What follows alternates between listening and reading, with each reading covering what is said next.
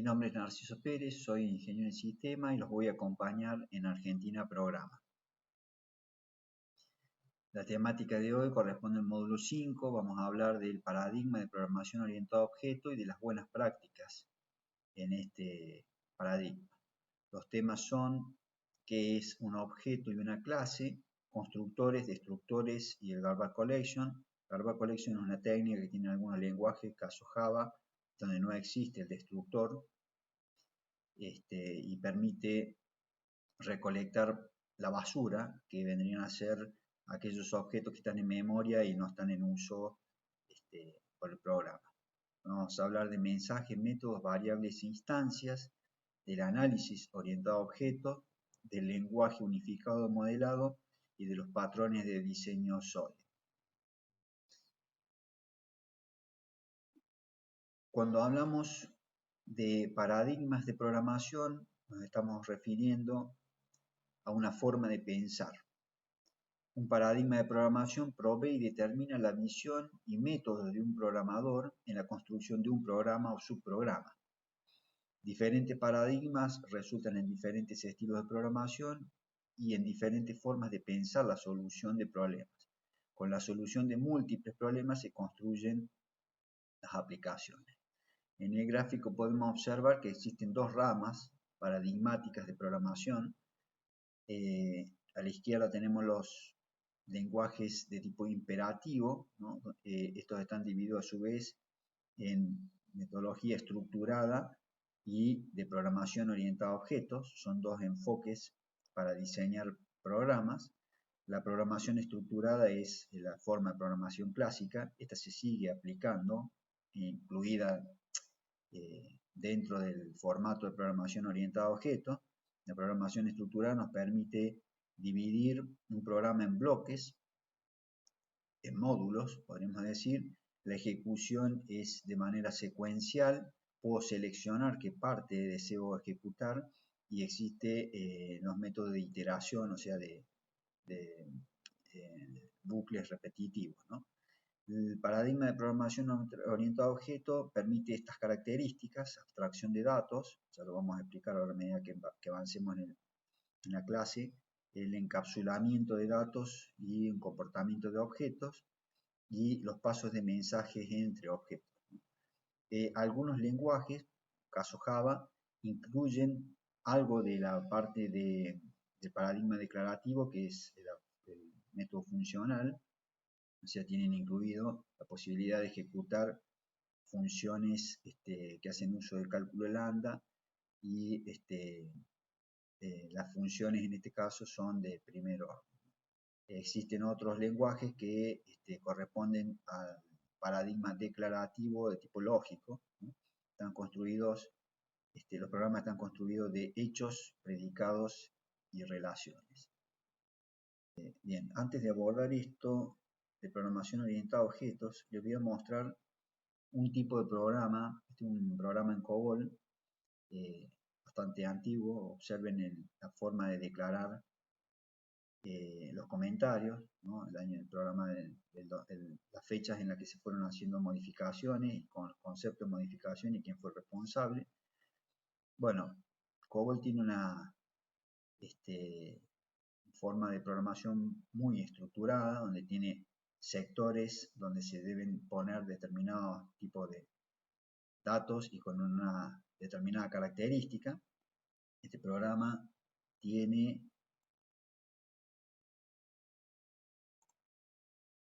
3.191 líneas de código, ¿sí? Y básicamente es un programa puramente de paradigma puramente estructurado, donde existen las funciones. O sea, yo puedo posicionar el puntero de ejecución en cualquiera de ellas, ¿no? Como mencionaba, la posibilidad de hacer una selección específica, ¿sí? Pero observen la estructura del programa, donde uno tiene que tener un mapa muy claro de dónde está y qué función está en qué parte, ¿cierto? Entonces, cuando los programas son grandes, este enfoque es muy costoso, y al punto, digamos, que hace imposible la escalabilidad de una aplicación.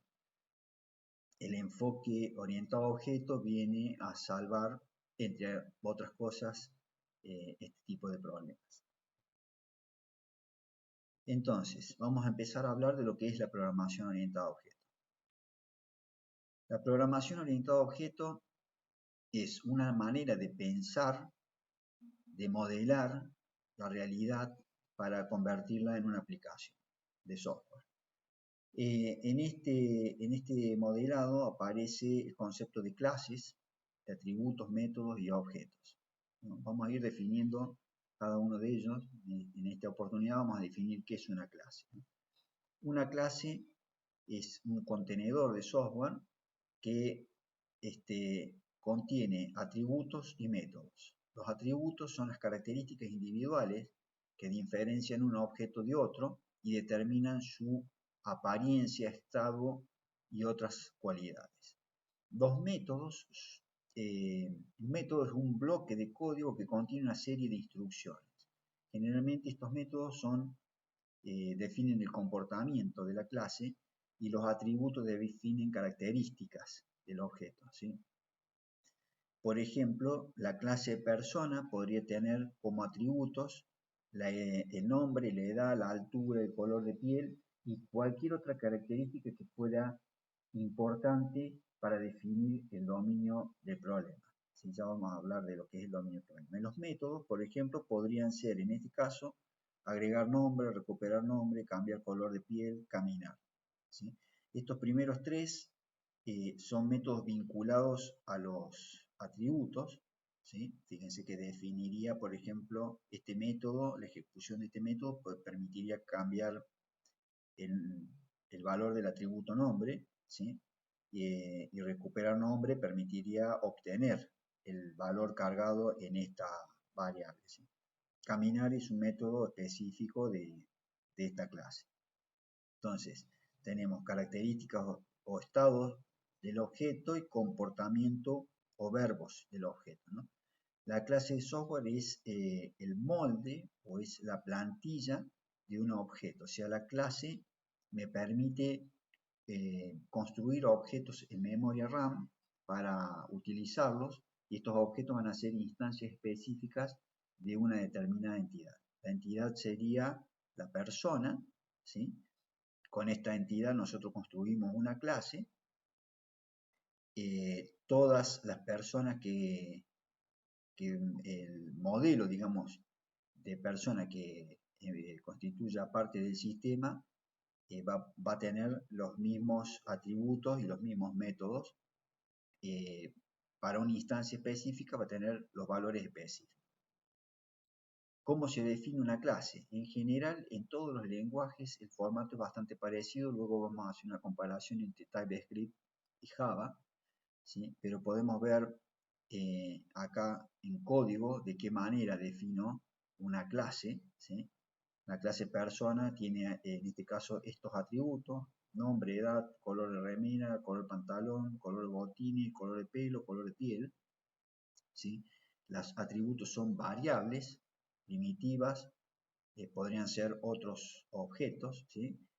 Y están definidos de esta manera. Cuando creo la clase tiene que tener el atributo de acceso, el modificador de acceso, en este caso público, ¿sí? La palabra reservada class y el nombre de la clase. En este caso el nombre de la clase va a ser persona. En Java abro y cierro los bloques de programa con llaves, abro y cierro las llaves, y empiezo a definir las variables primitivas o objetos, ¿no? Puedo definir una variable con el atributo de acceso privado. En este caso, la variable solamente va a ser visible dentro de la clase, dentro del código de la clase, no fuera del código de la clase, ¿sí? En este caso hemos definido tres variables. La primera de tipo string, que corresponde va a tener de nombre variable. La segunda es de tipo entero, que va a corresponder a la edad. Y la tercera es de tipo color, ¿no? Es un tipo especial va a corresponder al color de la remera. Lo que sigue a continuación se denominan setters y getters, por la palabra set y get, ¿sí? Las primeras dos me permiten asignarle un valor a la variable nombre. Fíjense que tiene un parámetro de tipo string que se llama valor nombre, que yo lo voy a tener que cargar al momento de llamar este método. El método es de tipo público, quiere decir que va a ser accesible desde fuera de la clase, ¿sí? Y lo que hace es hacer una asignación, le asigna el valor que vino en el parámetro valor nombre al atributo nombre que pertenece a la clase. El get me permite obtener el valor que tiene el atributo, la variable nombre, ¿sí? De esta manera, nombre, edad y color no son visibles desde fuera de la clase, ¿sí? Estoy encapsulando, este concepto se llama encapsulamiento, estoy encapsulando algunos valores, algunos variables, digamos, para que no sean visibles desde el exterior de la clase, y los accedo a través de métodos o de funciones para poder modificar o obtener su valor. Lo mismo hacemos con edad y con remera. Quiere decir que de esta manera hemos definido en software, en un componente software, que es una clase, hemos definido la funcionalidad y los valores que va a obtener una entidad específica, ¿sí? Tenemos métodos de acceso a los atributos internos de la clase. Dijimos que estas se llamaban variables, que tienen tipos de datos primitivos o objetos de otra clase, ¿sí? La combinación de las variables más este formato de función de setRegetter es lo que me permitiría definir los atributos de la clase, ¿sí? Y a su vez tenemos otros métodos que pueden, otras funcionalidades que pueden ser agregados que se van a denominar métodos. Entonces, variables, propiedades y métodos, ¿no? Las propiedades de los objetos son los métodos de acceso a las variables más las variables, ¿sí? Las variables más los métodos de acceso a las variables se llaman propiedades de los objetos, ¿sí? Las propiedades son propiamente, son características que definen una instancia particular de un objeto. Cuando hablamos de una instancia particular, estamos haciendo referencia a que, por ejemplo, si creamos la clase persona, una instancia particular de persona podría ser alguien en particular, por ejemplo, Pepe García, ¿sí? Entonces, la variable nombre va a ser Pepe, que podría tener como otro atributo el apellido, que sería García, y el resto de los datos van a corresponder a esa instancia. Por eso decimos que la clase es un molde que nos va a permitir crear diferentes instancias, diferentes instancias particulares de personas en nuestro sistema. Los métodos del objeto dijimos que son las funciones que nosotros podemos incluir dentro de la clase.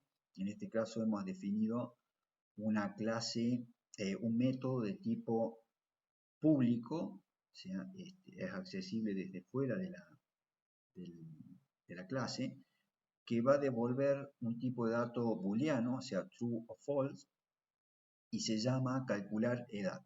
Recibe como parámetro un tipo de dato date, que es fecha de nacimiento, se llama fecha de nacimiento el parámetro, y dentro del método, de la función, realiza estas sentencias. Fíjense que el orden de ejecución es secuencial, o sea que seguimos manteniendo algunas características de la programación estructurada, ¿sí?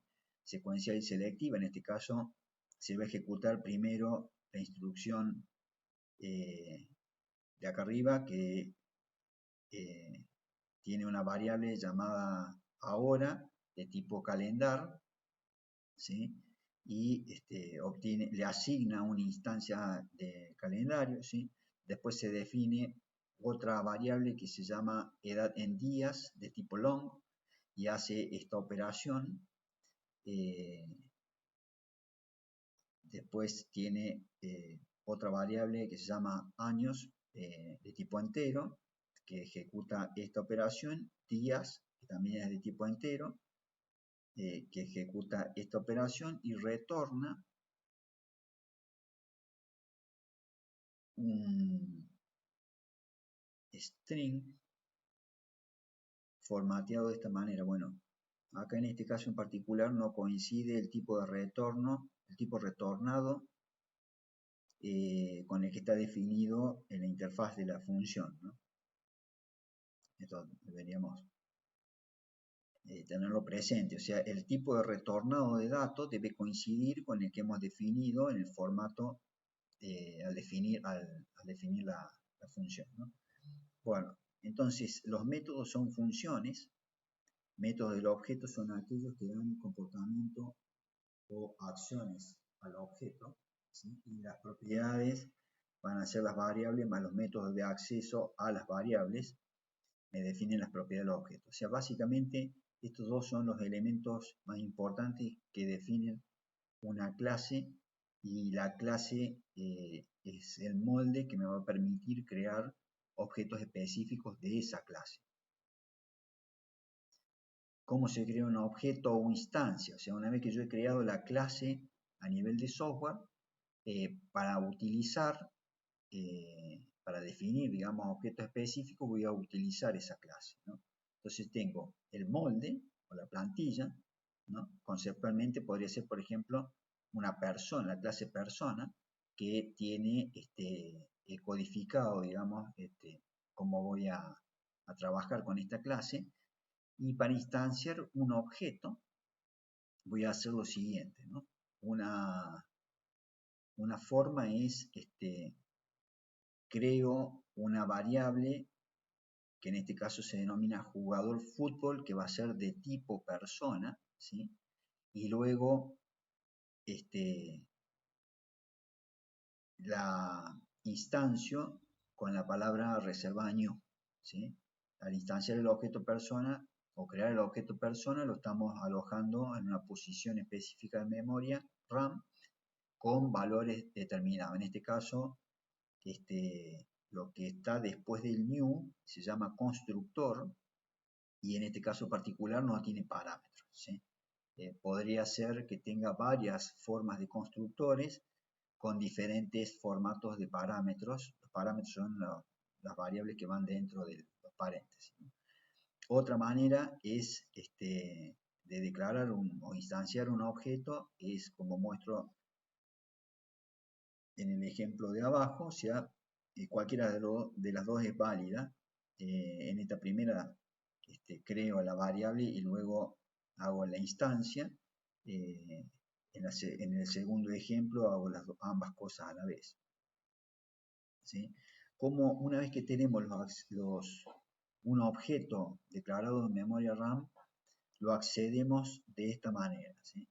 Para acceder a los atributos de las instancias, en primera medida sabemos, digamos, que vamos a poder acceder a aquellos atributos que sean de tipo público, ¿sí? Si no, accederemos a sus setters y getters, ¿sí? Si los atributos han sido declarados de tipo privado, o sea, el, la gestión de acceso es privada, no van a aparecer en esta lista, ¿sí? Pero van a aparecer sus setters y los getters, que son los métodos. Siempre identificamos a los métodos porque tienen paréntesis y los atributos no tienen paréntesis, ¿no? Entonces los métodos corresponden a funciones, por lo tanto van a tener paréntesis. Y aparecen algunos métodos, como por ejemplo acá, setColorRemera, que tiene atributos, ¿no? Me indica que va a recibir un atributo, en este caso, que se llama valor color remera de tipo color, y devuelve void, el tipo void es que no devuelve ningún valor. En el caso de edad, recibe como parámetro una variable entera que se llama valor edad, también retorna void. Y como los objetos, en la mayoría de los lenguajes es similar, heredan a su vez de un padre general, ¿sí? Pueden aparecer otros métodos y atributos que corresponden a su padre, digamos, al objeto general, ¿no? Fíjense que acá clon es un método que corresponde al padre, ¿no? No estaba definido originalmente en el código que hemos creado. Para hacer asignación de valores a los atributos, utilizo sus métodos, en este caso setNombre, le paso como parámetro el valor que le quiero asignar. Para el caso de la edad, setEdad, y le asigno el valor entero. Y para el caso del color de la remera, utilizo la clase de color y el nombre del color que le quiero asignar. Si quiero obtener el valor que le he asignado en algún momento a esos atributos, utilizo los getters, ¿no? GetNombre me va a devolver, se le va a asignar a esta variable de tipo string que se llama nombre, le va a asignar el valor del atributo nombre. De la misma manera con edad y color. Diferencias entre clases, objetos e instancias. Esto es muy importante tenerlo presente. La clase es una especificación o definición de estructura, variables o propiedades y métodos para un objeto. O sea, en este momento, cuando yo estoy creando clases, lo que estoy creando es el molde para a posterior poder crear los objetos o las instancias específicas. Si no existe una clase, no puedo instanciar un objeto. Primero tengo que crear la clase en código para después poder hacer uso de una instancia particular, ¿sí? La instancia es una copia única del objeto.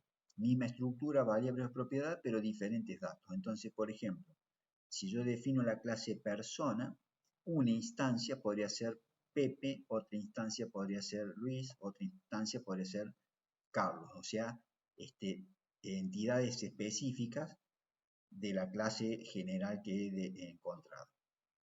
Los objetos son las presencias físicas, variable o propiedad de la clase en memoria. O sea, una vez que yo he creado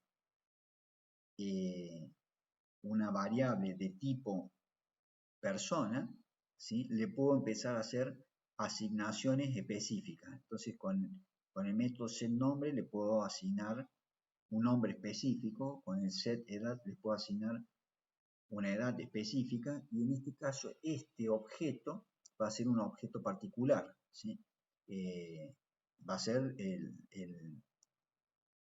la representación de Leonel en nuestro sistema de software, que tiene determinadas características. Entonces, un objeto es un bloque de memoria contiguo que almacena la información real que distingue a ese objeto de otros objetos.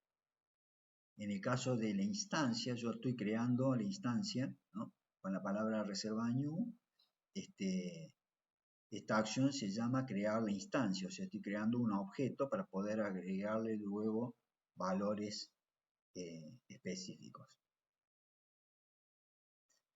¿Qué es un atributo entonces? Los atributos habíamos dicho que son las características, ¿sí? Me permiten definir las características específicas de cada una de las instancias.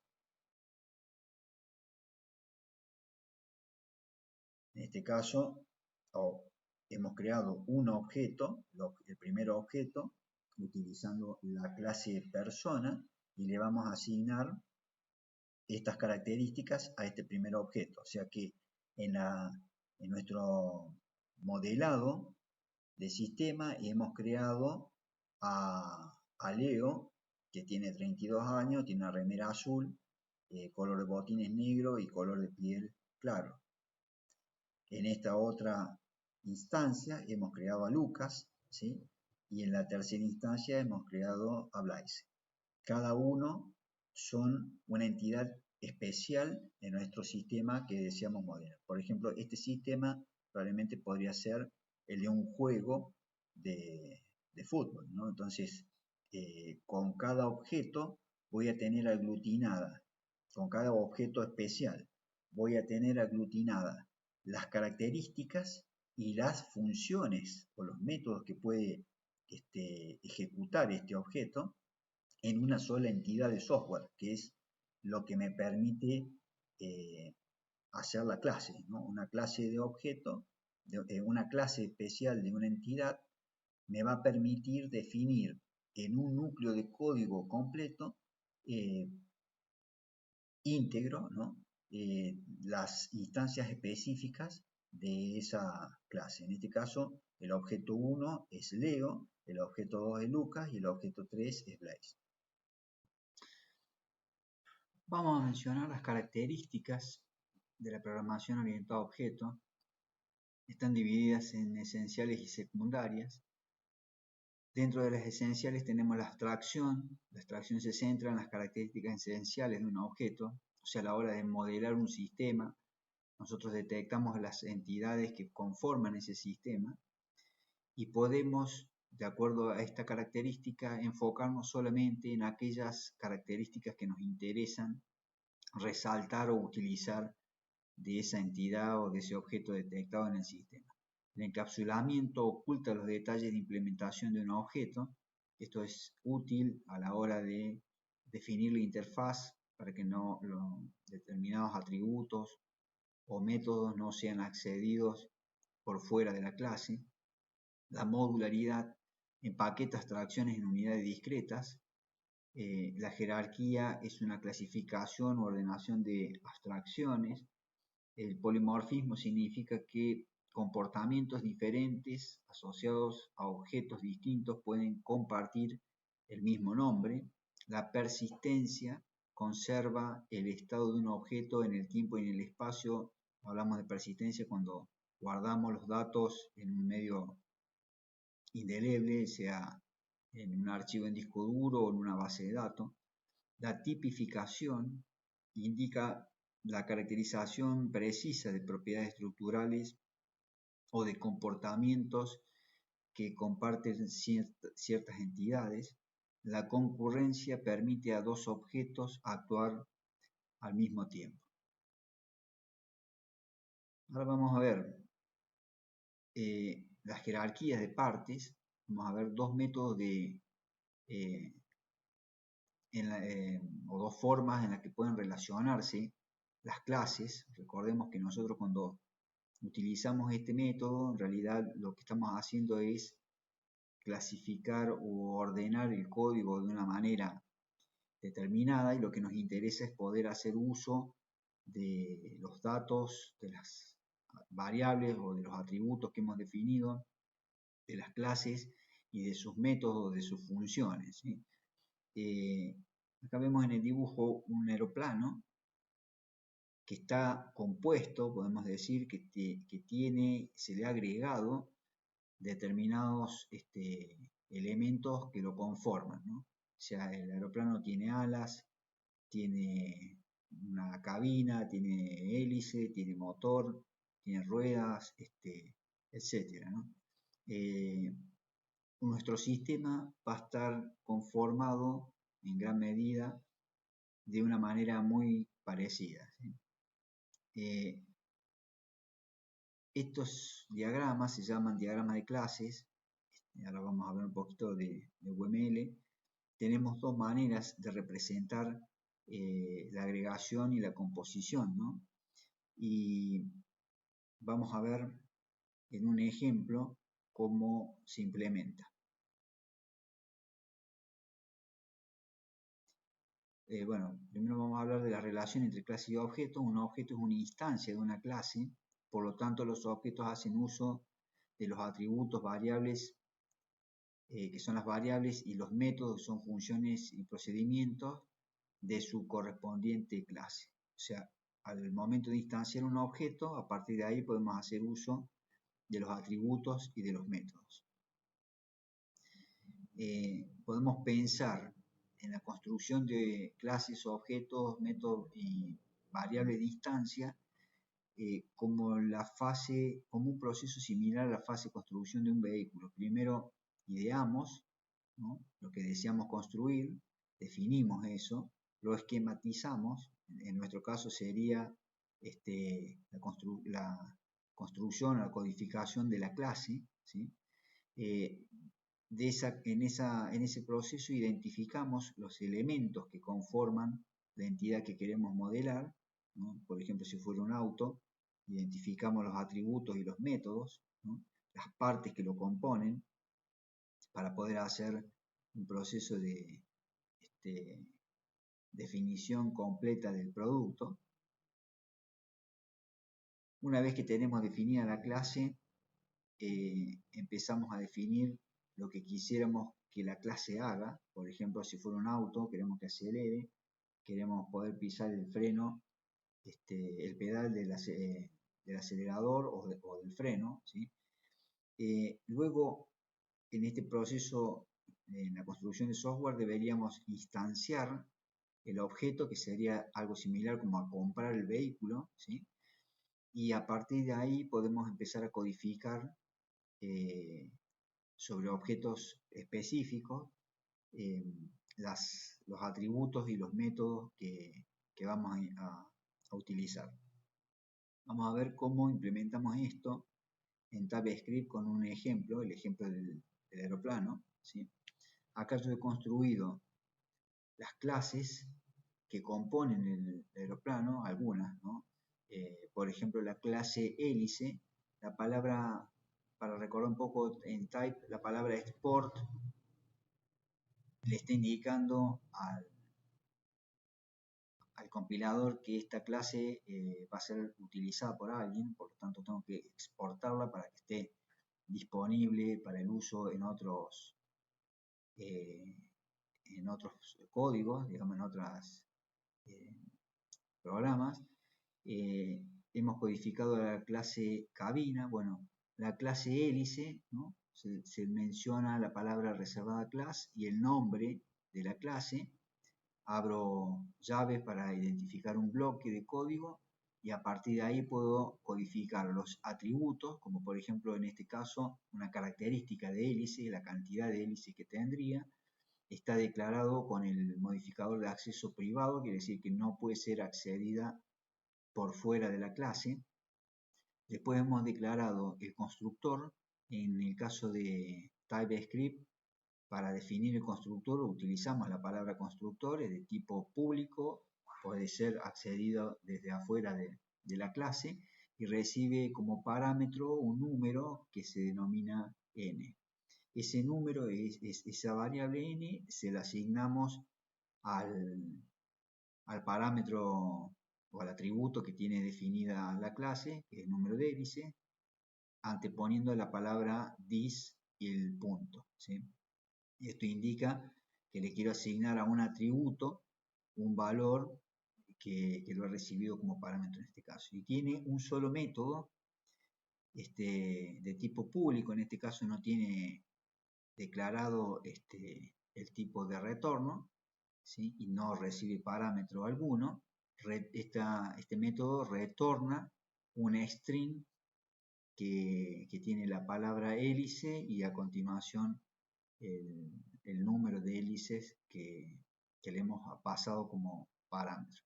De esta misma manera están compuestas el resto de las clases. Por ejemplo, cabina quizás es la más abultada, también tiene la palabra export, por lo tanto lo voy a poder acceder desde otras partes del código. En este caso tiene 5 atributos privados, ¿sí?, el constructor y el método toString. Turbina, bueno, igual, de la misma manera, un atributo, constructor y el método toString. Lo que voy a hacer ahora en otra porción de código, en main, este es un nombre de un archivo, simplemente voy a construir el aeroplano, o sea, porque ya he definido sus partes, ¿sí? Tenemos la clase aeroplano. Esta clase en particular hace uso de lo que mencionábamos recién, en este caso, la forma de relacionarme entre clases, con otras clases, como por ejemplo, método de agregación. En este caso, nosotros he declarado los métodos, los atributos,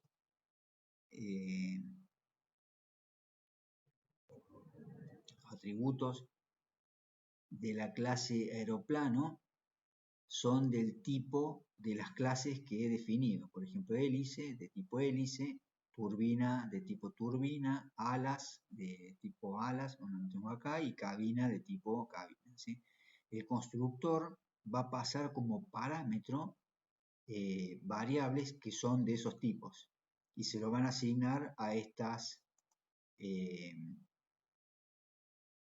atributos, ¿sí? Este es el constructor de la clase aeroplano y tiene el método toString. Entonces ahora vamos a codificar. Siempre tenemos que recordar de grabar las modificaciones. Vamos a codificar acá, vamos a crear una variable de tipo h, le vamos a llamar a hélice. Fíjense que automáticamente, como está exportada la clase, la detecta, le importa automáticamente. Y acá lo que vamos a hacer es hacer uso del constructor, ¿sí? Cuando yo pongo los paréntesis, automáticamente me aparece el cartel indicándome cuáles son los parámetros que tiene. En este caso recibe un número. Vamos a poner que tiene 4 hélices. Tenemos que integrar la cabina, le vamos a llamar C, de tipo cabina. Hacemos uso del constructor. En este caso cabina tiene estos parámetros, recibe de tipo booleano.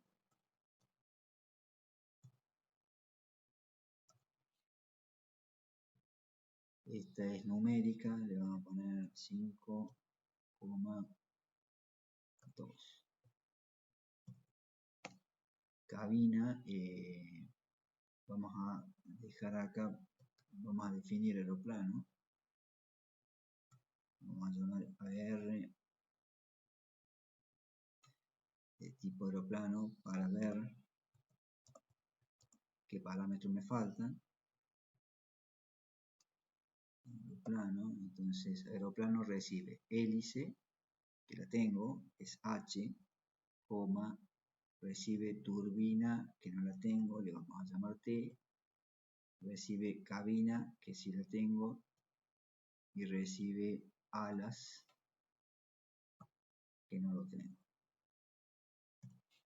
Entonces, vamos a definir alas,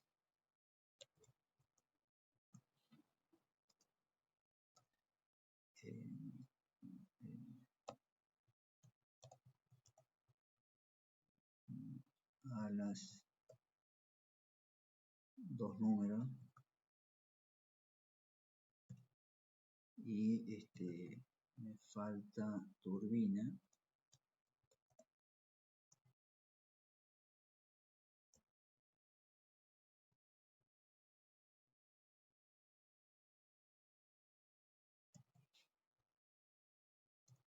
Que recibe un único parámetro.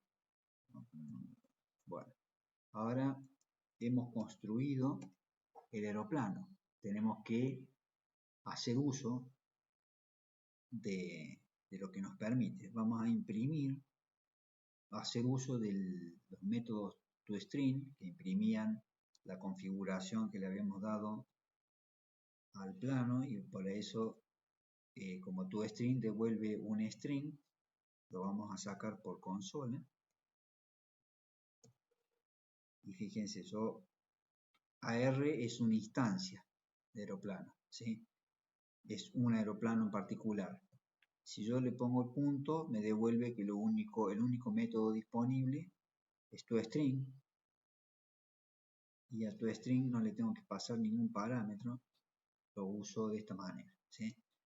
Bueno, ahora para poder hacer ejecución del programa, lo que tengo que hacer es primero compilar main. Fíjense que voy a compilar solamente main y acá van a aparecer un JavaScript por cada uno de los archivos de los que estoy haciendo uso, ¿sí?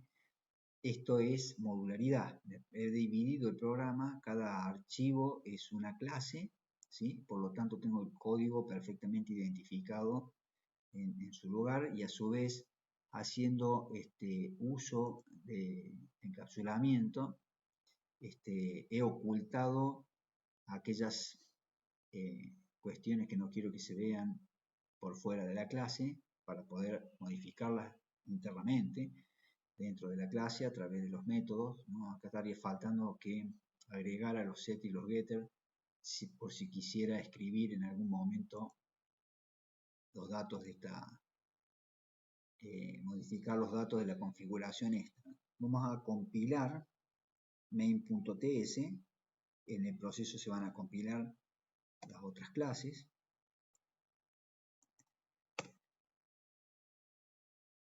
Y luego lo que hemos obtenido son, esto no lo hemos guardado, por eso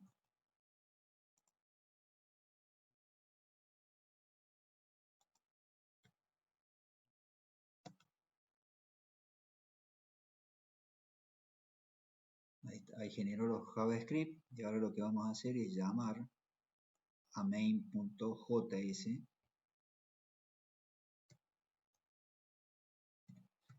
que es el compilado, y ahí imprime, ¿no? Aeroplano compuesto por hélices, 4 hélices, alas frontales 2 y 2, que es una configuración que le pusimos acá, cubierta compuesta de cubierta de tripulación, sistema de emergencia, 5 tanques de combustible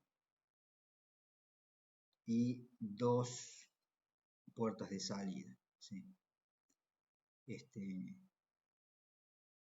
Aeroplano compuesto por, se imprime en aeroplano, en tu string de aeroplano, y a su vez aeroplano llama al método toString de hélice, al método toString de alas, al método toString de cabina, y compagina, digamos, acá estamos concatenando los strings que van devolviendo las distintas instancias de los objetos y retornamos el mensaje.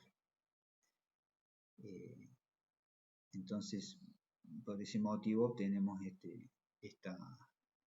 este formato. Bueno, entonces hemos definido estos 4 pasos, digamos, que tenemos sintetizados acá como si fuera el proceso de construcción de un vehículo y ideamos en función de un prototipo de un elemento, digamos, que queríamos modelar, un avión, ¿sí? Utilizamos el método de agregación para relacionar las clases y hicimos uso de los atributos y de los métodos. Una vez que teníamos definida la clase, identificamos qué queríamos hacer, que sería hacer el uso del método toString para mostrar la composición del aeroplano. Instanciamos la clase al crear AR y hicimos uso de los atributos y de los métodos. Vamos a hablar un poco de UML y en caso particular de UML vamos a hacer uso del diagrama de clases, ¿no? UML es el lenguaje unificado modelado, ¿no? Establece una definición formal de un metamodelo común basado en el estándar MOF, ¿no? Que especifique la sintaxis abstracta de UML. La sintaxis abstracta define el conjunto de conceptos del modelado UML, sus atributos y sus relaciones, así como las reglas de combinación de estos conceptos para construir modelos UML parciales o completos. Nos permite brindar una explicación detallada de la semántica de cada concepto de modelado UML, La semántica define de manera independiente a la tecnología como los conceptos UML se harán de desarrollar por los computadores. Especificar los elementos de notación de lectura humana para representar los conceptos individuales del modelado UML, así como las reglas para combinarlos con una variedad de diferentes tipos de diagramas que corresponden a diferentes aspectos de los sistemas modelados. Nosotros vamos a hacer uso solamente del diagrama de clase en este caso, pero existen otros diagramas como el diagrama de estado, el diagrama de secuencia, que van definiendo diferentes partes de funcionamiento del sistema. Otro requerimiento, ¿no? Definir formas que permiten hacer que las herramientas UML cumplan con esta especificación. Esto se apoya en una especificación independiente con una especificación basada en XML de formato de intercambio de modelos correspondientes, MI, que deben ser concretados por herramientas compatibles. O sea, UML ha definido una manera visual gráfica de esquematizar un sistema de software, ¿sí? Uno de los diagramas que tiene UML es el diagrama de clases, ¿no? ¿Qué beneficio nos brinda el diagrama de clases? Ilustra modelos de datos para sistemas de información sin importar qué tan simples o complejos sean. Comprender mejor la visión general de los esquemas de una aplicación, expresar visualmente cualquier necesidad específica de un sistema y divulgar esa información en toda la empresa, crear diagramas detallados que resalten cualquier código específico que sea necesario programar e implementar en la estructura descripta, ofrecer una descripción independiente de la implementación sobre los tipos empleados en un sistema que son posteriormente transferidos entre sus componentes. Bien, vamos a empezar a ver cómo implementamos el tema del diagrama de clases. Bueno, acá voy a hacer uso de una herramienta libre, gratuita, que se llama Umbrello. Umbrello permite generar diagramas de UML, en este caso generar un diagrama de clases, ¿no?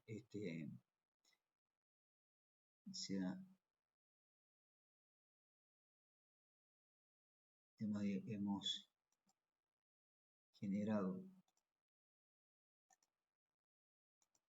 los esquemas de estos diagramas, ¿no? Persona, vehículo, auto, estudiante y docente, ¿sí? Vamos a ver otro formato de relación de clases. Hemos definido una clase que se denomina persona, que tiene como atributo vehículo, ¿sí? Vehículo es otra clase, en este caso vehículo tiene un atributo cantidad de ruedas que es privado. Estos signos más y menos indican si son de acceso público o privado, un modificador de acceso. Cuando es positivo es público, cuando es negativo es privado, quiere decir que nombre, apellido, DNI, materia de persona son atributos privados.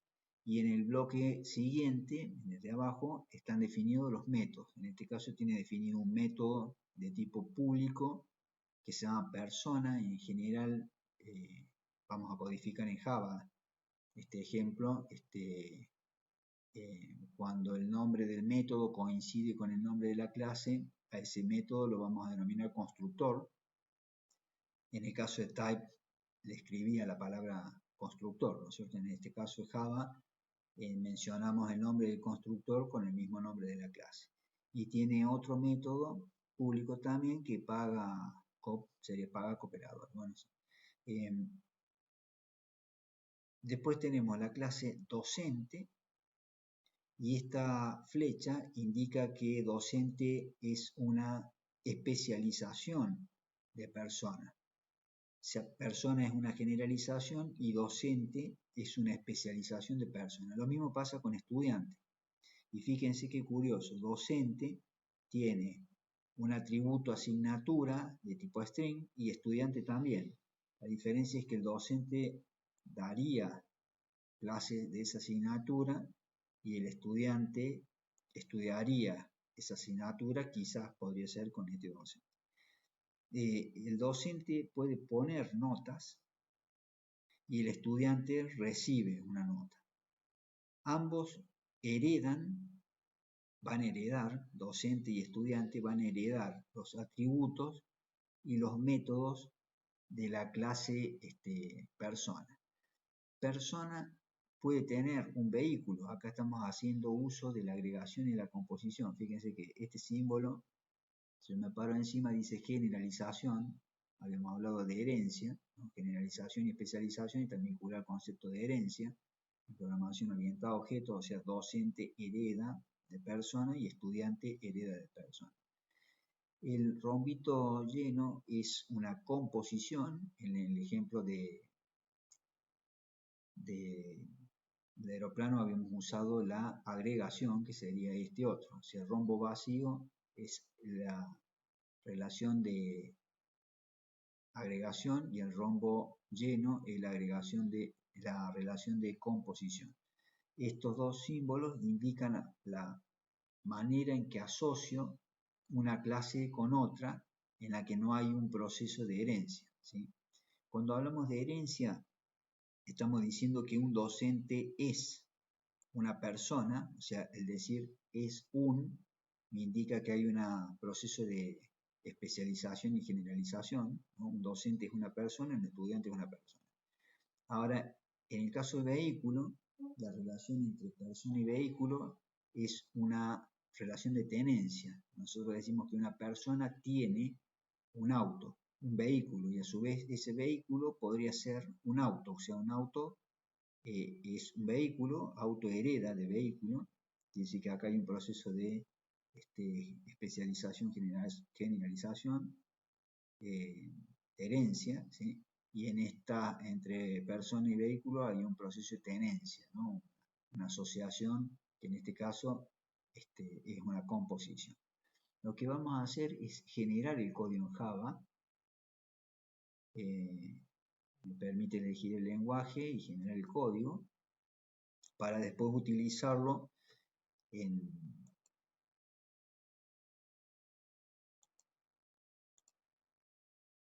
el proyecto, ¿no? Vamos a guardar acá el código.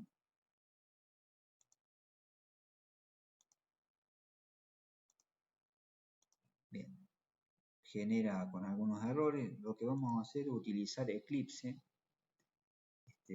Si bien en el proyecto vamos a usar NetBeans, en esta primera oportunidad voy a usar Eclipse.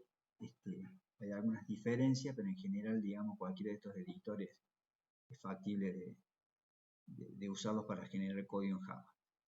Lo que voy a hacer primeramente es crear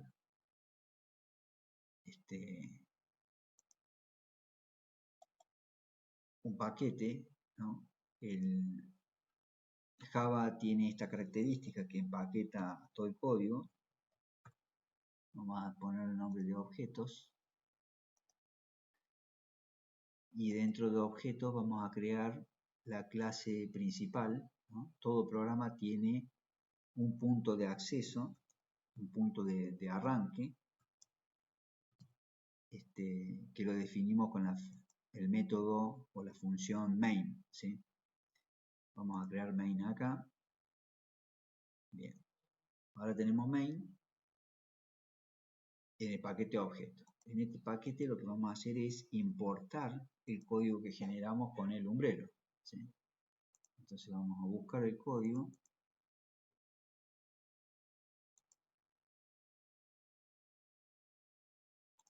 Tenemos en esta carpeta, ahí aparece, ¿no? Vamos a traer todas las... Esto es lo que generamos con umbrero, ¿sí? Lo estamos importando dentro del proyecto. Bueno, me dice que hubo algunos errores. Esto lo vamos a dejar así. Los errores que tenemos, fíjense que en este caso principal está empaquetado dentro de objetos, pero he agregado elementos como por ejemplo auto que no está en el paquete de objetos. Entonces el sistema me da la posibilidad de agregarlo al paquete ¿sí? Y entonces codificó esta sentencia. Un error que generó Umbrello es que repite de quien hereda, ¿sí? Entonces vamos a ir corrigiendo rápidamente estos errores.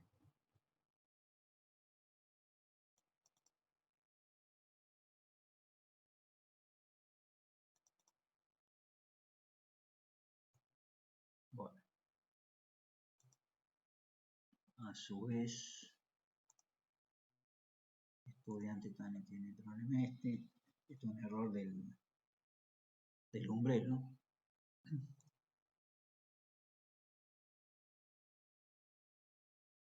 El docente no lo tiene.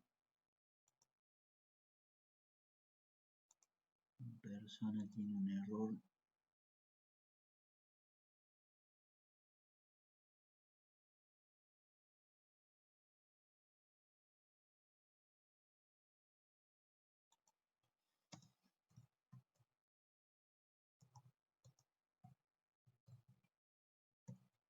Acá y vamos a llevarnos el código del constructor hacia arriba.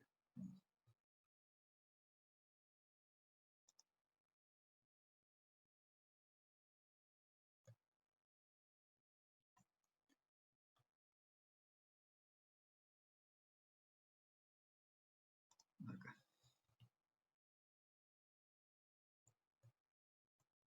Bien, al constructor le vamos a agregar lo que debe hacer. Fíjense, utilizamos de nuevo la palabra this, como en el caso de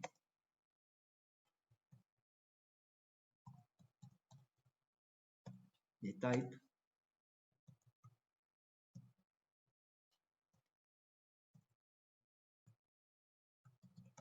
Acá lo que estamos haciendo es hacer la asignación de los valores que recibimos en los parámetros.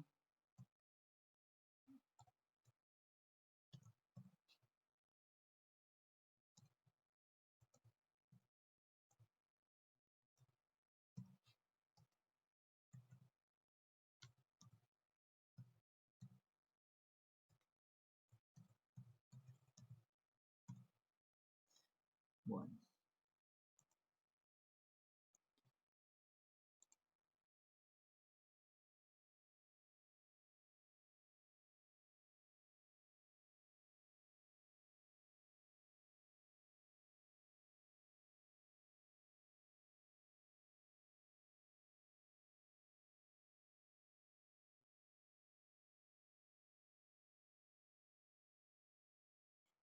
tiene un error personal.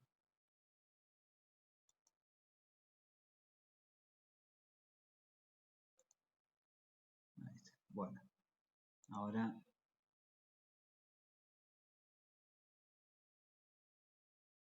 este constructor lo vamos a borrar. Nos hace falta implementar el constructor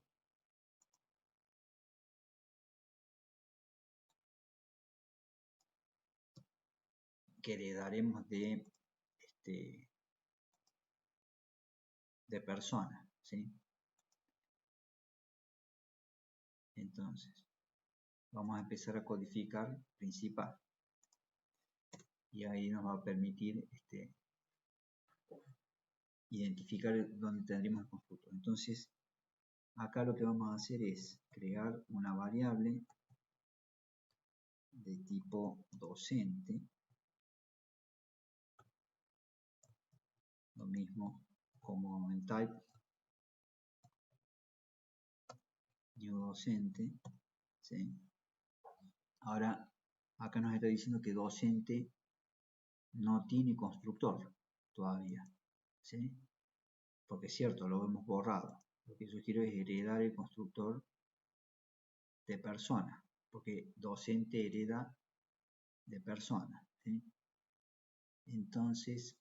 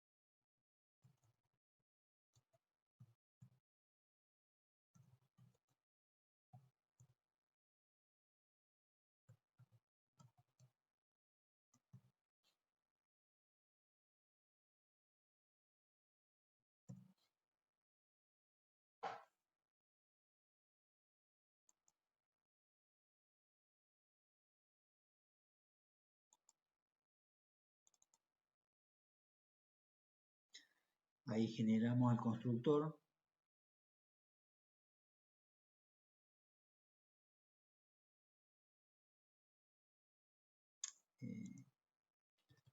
No traí el código porque estaba escrito.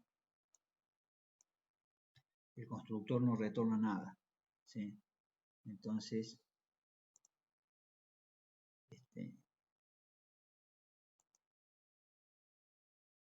lo mismo deberíamos hacer con persona. Agregar el constructor, estudiante.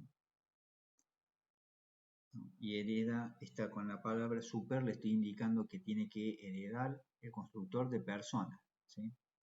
Entonces, ahora tenemos docente y estudiante. Estudiante tiene un error.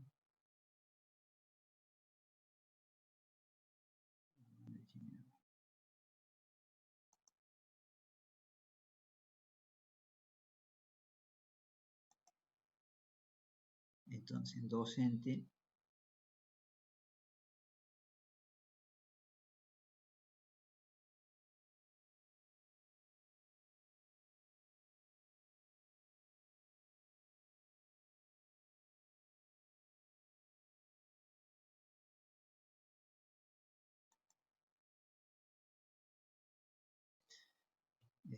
le vamos a pasar los datos, el nombre, vamos a poner el apellido,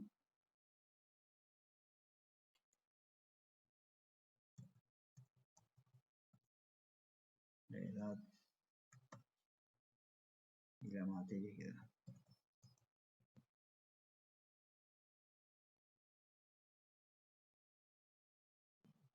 Bien.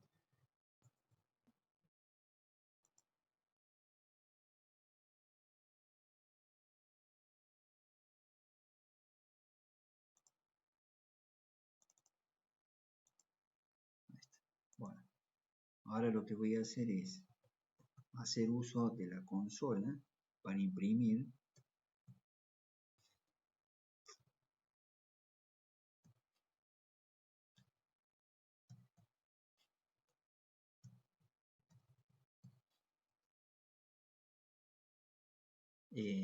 algo de docente. Entonces, el objeto docente se llama D1.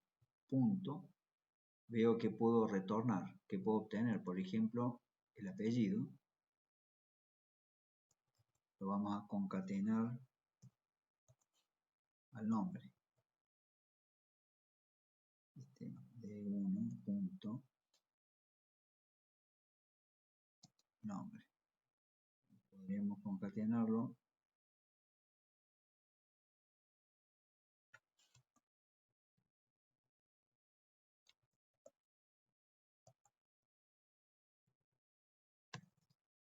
Menciono el nombre de la instancia, el atributo. Fíjense que en este caso, nombre, apellido, nombre y materia son parte de la clase persona, no están en docente. Docente está heredando estos atributos y los métodos, ¿sí? Corresponden a esta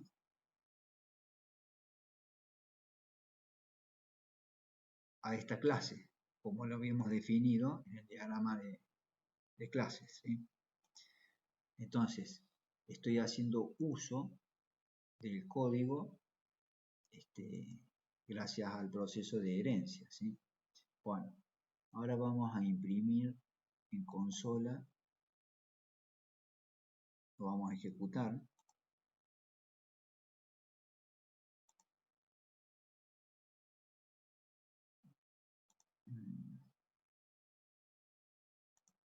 Generado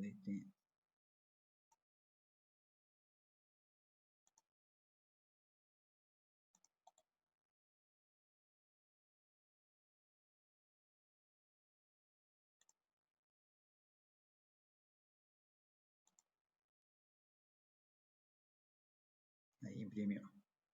Martínez Pepe, materia lógica, ¿sí? Vamos a crear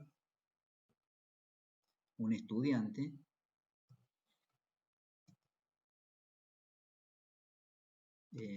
Primero vamos a hacer lo siguiente. Ahora vemos que hay un proceso de asociación, entre clases, vehículo. Una persona tiene un vehículo, ¿sí? Un auto.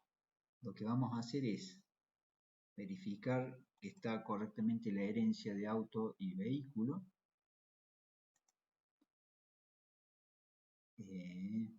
Auto tiene un constructor que no es el que yo quisiera utilizar, ¿sí?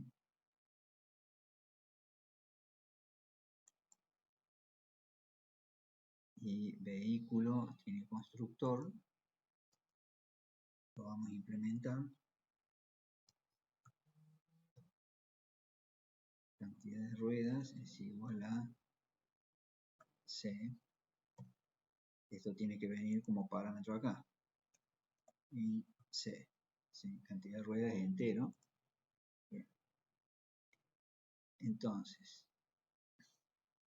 en este caso, sí tiene implementado los set y los get, ¿no? Set cantidad de ruedas y get cantidad de ruedas. Y tiene un método frenar, que podría ser, por ejemplo, que devuelva un string.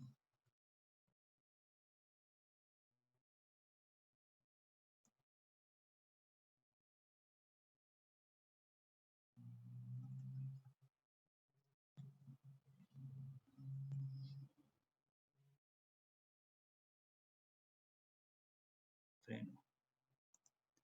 Bueno, entonces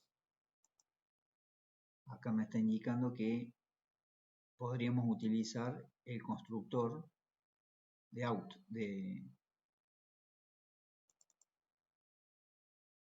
utilizar el constructor de vehículo, ¿sí? Estoy usando el super, indicando que quiero utilizar el constructor de vehículo y le paso como parámetro la cantidad de ruedas que tiene el vehículo, ¿sí? Ahora lo vamos a implementar a esto en principal, ¿sí? Vamos a decir que de 1, el docente Pepe,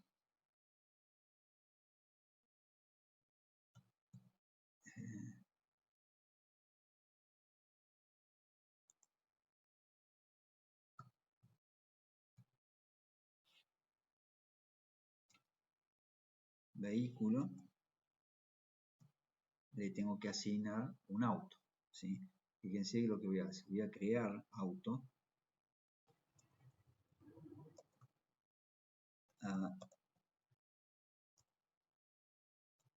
auto,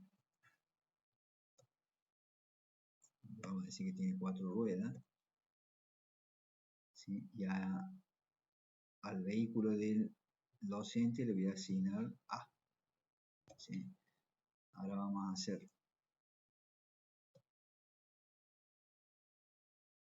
un print screen.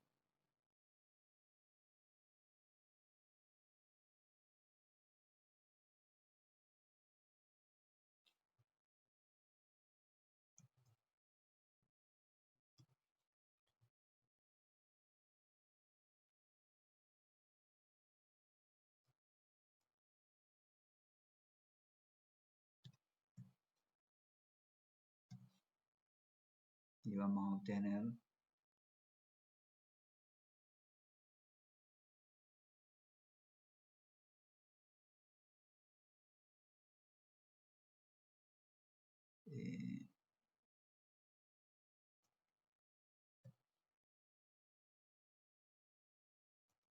vamos a ejecutar, por ejemplo, frenar.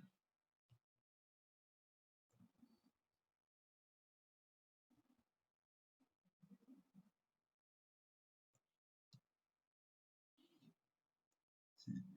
Vamos a ejecutar esto.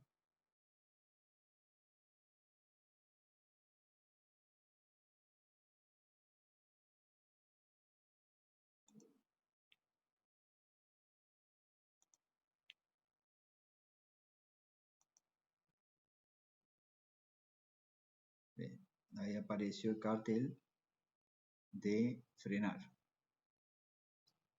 O sea, el vehículo del docente Pepe frenó, ¿sí? Entonces, de esta manera hemos utilizado los procesos de asociación En este caso es una composición, dijimos, fíjense cómo se implementa dentro del constructor, podría ser en cualquier método dentro de la clase. Instancio el objeto en el proceso de creación porque viene como un objeto externo, ¿no? En el caso de la composición de la asociación hicimos algo similar, digamos, hemos creado el objeto antes y lo hemos asignado, se lo hemos asignado al atributo vehículo que tenía declarada la clase, ¿sí? Bien, vamos a mencionar la sutileza que hay entre la agregación, la diferencia que hay entre la agregación y la composición, ¿no? En el ejemplo de aeroplano podemos ver que tenemos los atributos de tipo de las clases que hemos construido, hélice, cabina, tren delantero, ¿sí? Son atributos y lo asignamos a esos objetos, los asignamos en el momento de construir el aeroplano, de lanzar el constructor. El constructor se lanza de manera automática cuando usamos el new y le pasamos como parámetros esos objetos. Esos objetos los tengo que construir antes de instanciar aeroplano para poder asignarlos después como parámetros. Quiere decir que estos objetos ya tienen existencia independiente de aeroplano, se van a asociar con aeroplano a través de la agregación, ¿no es cierto? O sea, le estamos agregando al objeto aeroplano los otros componentes que lo conforman, hélice, cabina, alas y turbina, ¿sí? Y significa que pudiera ser que destruyamos aeroplano, pero hélice, cabina, o sea, H, C, A y T podrían seguir existiendo en el sistema independientemente de la destrucción de aeroplano. O sea, el aeroplano va a recibir como parámetros estos objetos, ¿sí?, que tienen existencia previa. Este proceso se llama proceso de agregación, ¿sí? En este ejemplo hemos hecho lo mismo. Ahora yo lo que he hecho es comentar la creación de auto y la asignación al atributo vehículo, y en persona, en el proceso de construcción de la clase, he asignado o he creado un objeto de tipo vehículo y se lo he asignado al atributo vehículo directamente, ¿sí? Esto quiere decir que este objeto, va a tener existencia cuando creemos persona. Al momento de lanzar el constructor, se va a hacer esta asignación de vehículo de 4 ruedas al atributo vehículo de la clase persona, ¿sí? Y cuando destruyamos persona, hemos dicho que Java tiene garbage college, o sea, recolección de basura, pero cuando destruyamos la clase persona, el vehículo va a desaparecer junto con la persona, ¿sí? Vamos a ejecutar esto. Bueno, acá vemos el resultado. O sea, si yo ejecuto esta clase,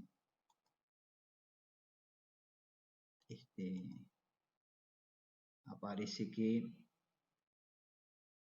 Martínez Pepe tiene un vehículo de 4 ruedas, ¿sí? Porque le he pedido que me diga, me devuelva la cantidad de ruedas del vehículo del docente de 1, que es Pepe en este caso, ¿no? Podemos hacer, si vemos en vehículo, la asignación de la cantidad de ruedas. Entonces le vamos a decir, acá le vamos a cambiar a D1 vehículo set cantidad de ruedas, el valor le vamos a poner un tanque de guerra, y vamos a imprimir de nuevo que nos devuelve la cantidad de ruedas.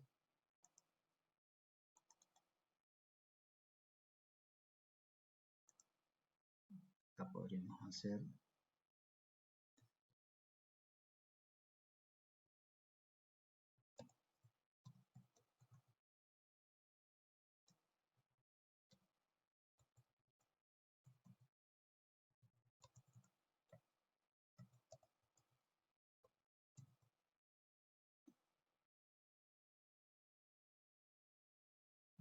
ocultar de acá.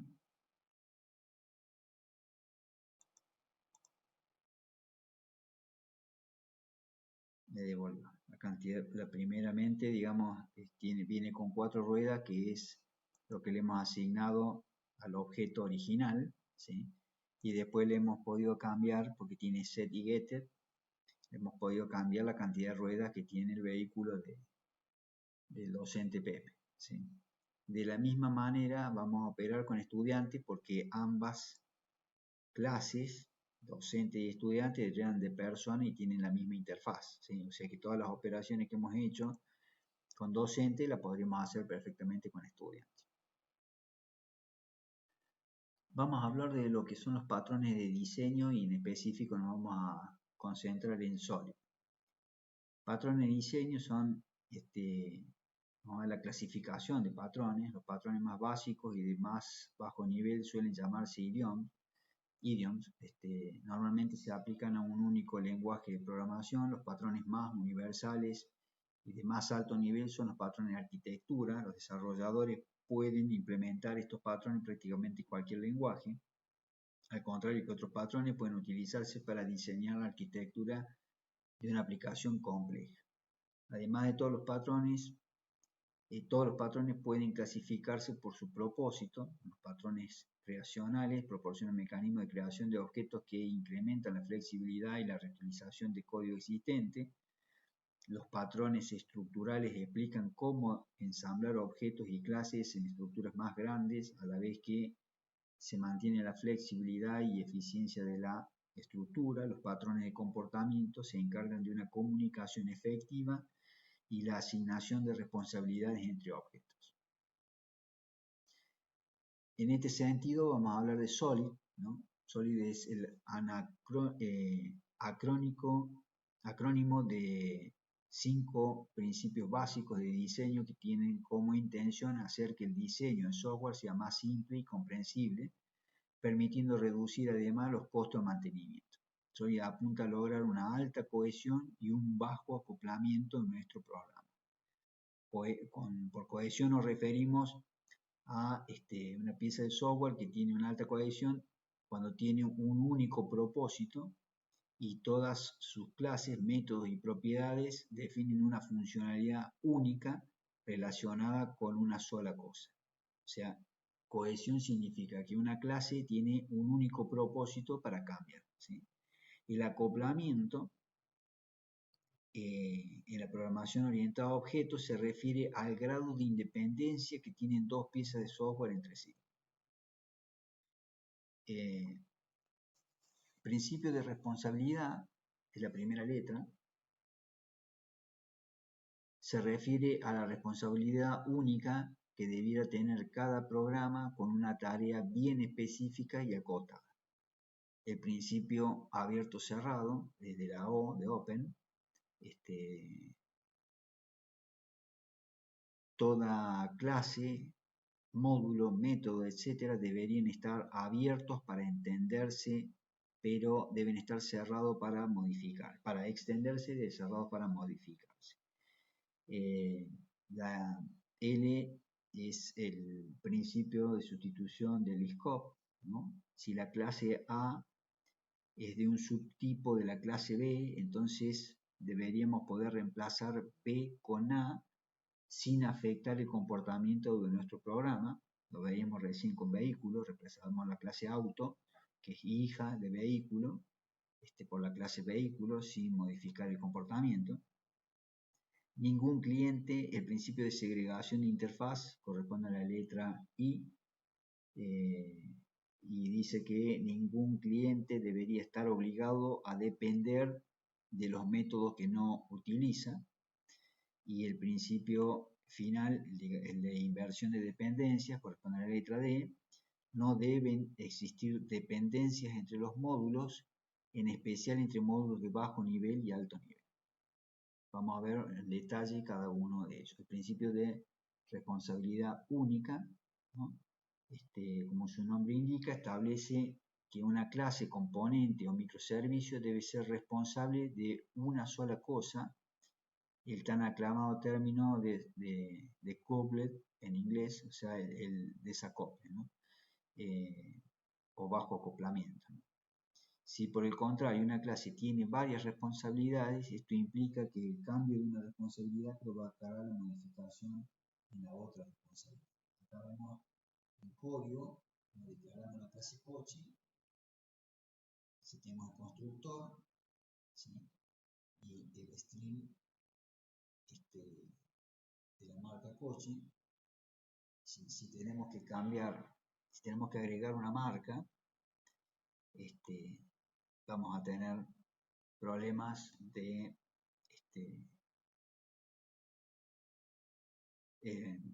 perdón, acá hemos agregado en la clase coche, tiene el método guardar coche en la base de datos, ¿sí? O sea que ya deja de tener una sola responsabilidad, sino que la clase coche tiene más de una responsabilidad. Para que cumpla el principio S, lo que tenemos que hacer es sacar este método guardar coche de B y ponerlo en otra clase, ¿sí? Como en este caso. Pero hemos creado una clase nueva que es coche de B y sacamos este método guardar coche para que coche no tenga más de una responsabilidad, y esa tarea se le hemos dado a la clase guardar coche. El principio de abierto cerrado, ¿no? Establece que las entidades de software, clases, módulos y funciones deberían estar abiertos para su extensión, pero cerrados para su modificación, ¿no? En este caso, bueno, seguimos con el tema método coche. Hemos creado un array de tipo coche, ¿sí? Y al array le hemos agregado dos marcas. Si queremos extender la cantidad de marcas, ¿sí?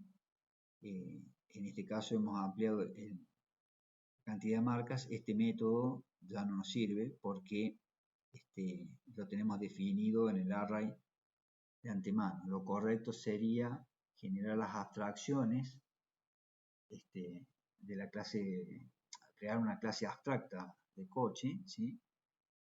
Y crear una clase por cada marca. De esta manera voy a poder ampliar la cantidad de marcas que quiera, y el método para imprimir en este caso cambiaría, ¿sí? Fíjense que acá estoy en el método main, que es por donde va a arrancar el programa. Genero coche, y agregado las nuevas clases. Imprimir va a traer lo que tengan cargado en el array, ¿sí? En este caso imprimir coche va a traer todos los elementos que estén declarados por la clase de las marcas. El principio de Liskov, de sustituibilidad, ¿no?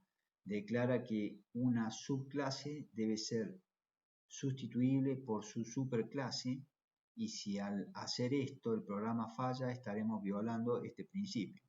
Cumpliendo con este principio, se confirmará que nuestro programa tiene una jerarquía de clases fácil de entender y un código reutilizable. Acá en el ejemplo, bueno, seguimos con el formato de coche. Lo mismo pasa, fíjense que si no se cumple una clase, el principio de abierto cerrado, tampoco es probable que se cumpla el scope, ¿no? En este caso quiero generar un método imprimir número de asientos de coche, ¿sí? Y voy a iterar, aparecen varios if, ¿no? Quiere decir que si seguir agregando marcas, voy a tener que editar el código para poder agregar los números de asientos, ¿no? Lo que hacemos para evitar esto, ¿no? Para que este método cumpla con el principio, sugerimos estos cambios, ¿no? Si la superclase coche tiene un método que acepta un parámetro del tipo de la superclase coche, entonces su subclase debería aceptar como argumento un tipo de la superclase coche o un tipo de la subclase rem. Si la superclase devuelve un tipo de ella misma, entonces su subclase debería devolver un tipo de la superclase o un tipo de la subclase, ¿sí? Entonces, tenemos de nuevo el método, pero en este caso ha sido declarado estático, ¿sí? Y la clase coche pasó a ser una clase abstracta. La clase de cada marca va a extender de la clase coche para poder hacer uso de el atributo abstracto, ¿sí? Y lo vamos a implementar en un método que va a sobreescribir este atributo. De esa manera, cuando iteremos, fíjense que acá solamente va a traer coche.numAsiento, que corresponde a este atributo abstracto que está declarado en coche, ¿sí? Para cada marca vamos a cambiar ese valor numAsiento, ¿sí? Es un método, le vamos a cambiar retornando el valor que corresponde, ¿sí? Este valor podría recibirse por parámetro cuando se declara la clase coche. El principio de segregación de la interfaz establece que los clientes, las clases, ¿no? Cuando nos referimos a clientes son las clases, no deberían verse forzados a depender de interfaces que no usan. Dicho de otra manera, cuando un cliente depende de una clase que implementa una interfaz cuya funcionalidad este cliente no usa, pero que otros clientes sí lo usan, este cliente estará siempre afectado por los cambios que fuercen otros clientes en dicha interfaz, ¿sí? Acá en este caso hemos definido la interfaz llave, ¿sí? Y hemos creado clases que implementan esa interfaz, ¿no? La interfaz lo que me permite es definir una forma, digamos, una estructura de la clase, me obliga a sobreescribir todos los métodos y parámetros que estén declarados dentro de la interfaz, ¿sí? En este caso no implementa código, lo tengo que implementar en la clase que implementa la interfaz. Por ejemplo, acá tengo volar, el método volar que no devuelve void, lo tengo que, si loro implementa llave, la interfaz ave, debo codificarlo en la clase que menciona la implementación. En este caso, en loro implemento volar, implemento comer, ¿sí? Y en Tucán lo mismo, ¿sí? Ahora, si yo quiero agregar una clase pingüino que implemente esta interfaz, sabemos que los pingüinos no volan, no vuelan. Y sin embargo los pingüinos nadan. Quiere decir que esta interfaz no es conveniente en el formato que está definido, ¿no? Acá hemos agregado, para poder agregar pingüino a la interfaz le hemos agregado nadar, pero los loros no nadan y los pingüinos no vuelan, entonces la interfaz no se adapta. Para resolver este problema, ¿no? Y lograr que cumpla con el principio de segregación en la interfaz, la implementación cambia de esta manera, ¿no? El problema es que los loros no nadan y los pingüinos no vuelan, por lo que tendríamos que añadir una excepción o aviso si se intenta llamar a estos métodos, ¿no? Además, si quisiéramos añadir otro método a la interfaz IAVE, tendríamos que recorrer cada una de las clases que la implementan e ir añadiendo la implementación de dicho método en todas ellas. Esto viola el principio de segregación de la interfaz, ya que estas clases, que son los clientes, no tienen por qué depender de métodos que no utilizan. Para eso hacemos este cambio. IAVE tiene un método que es común a todas las aves comen, ¿no? Los pingüinos comen y los loros comen, y después generamos una interfaz ave voladora y una interfaz ave nadadora, ¿sí? De esa manera, loro va a implementar ave para poder implementar el método comer, y va a implementar también ave voladora para poder implementar el método volar, ¿sí? Y en el caso del pingüino va a implementar ave para poder comer y ave nadadora para poder nadar. Entonces, de esta manera, cada clase solo implementa aquellos métodos que realmente necesite y no depende de métodos de otras clases. El principio de inversión de la dependencia establece que las dependencias deben estar en las abstracciones, no en las concreciones.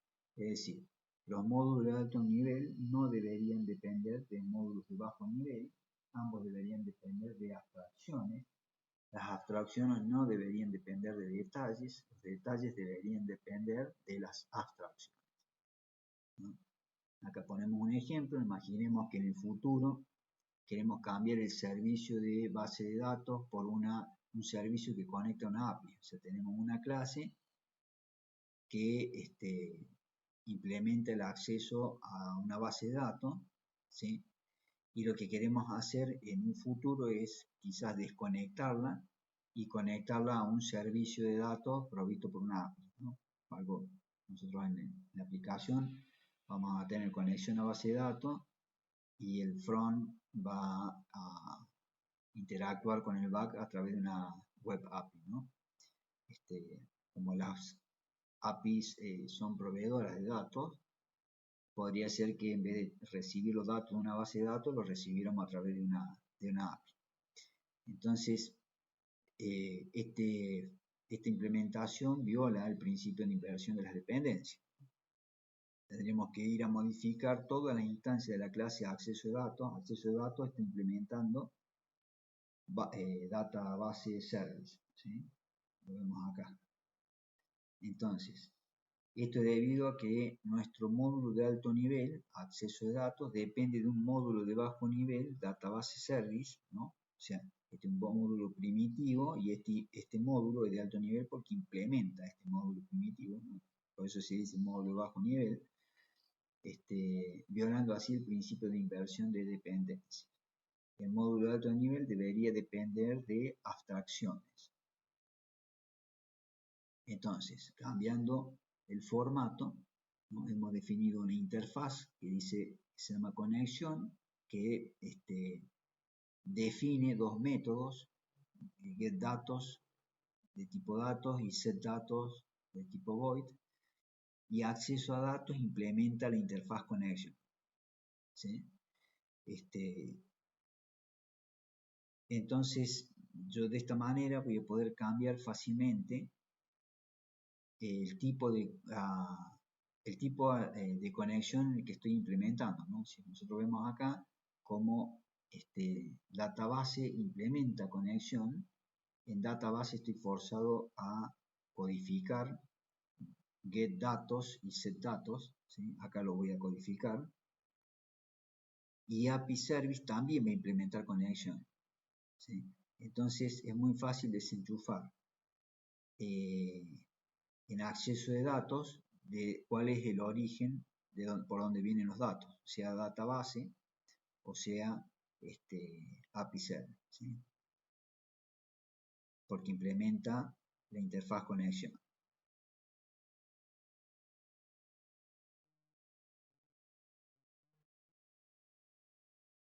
Bien, y con esto hemos terminado de ver programación orientada a objetos y las buenas prácticas de este paradigma de programación.